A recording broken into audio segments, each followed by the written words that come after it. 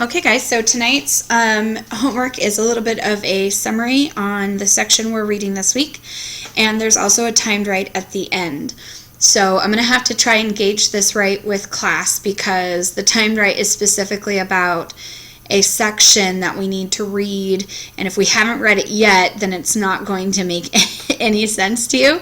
So hopefully when this is assigned, we have actually read the part we're going to talk about today. So at the end of tonight's homework, you'll know a little bit more about this next section of the novel we're reading and what to look for while we read, and then again at the end we'll do a little bit of a timed write.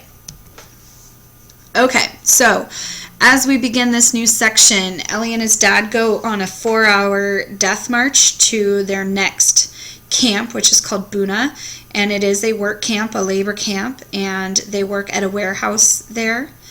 And this is kind of a turning point for Ellie because the conditions are much more harsh.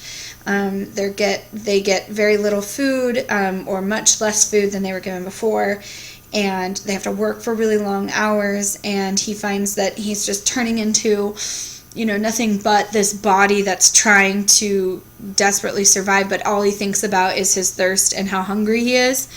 And he becomes less focused on helping his father survive and more about his own survival. So if we go back and we think about some of those pre-reading questions that I had you guys fill out about, what kinds of steps you would take if you would ever hurt your own family members or whatever, I think you're starting to realize that there were situations within these camps where, especially like this with Ellie, how, you start to view your relationship a little bit differently because it becomes more about your own survival instead of about worrying about others around you.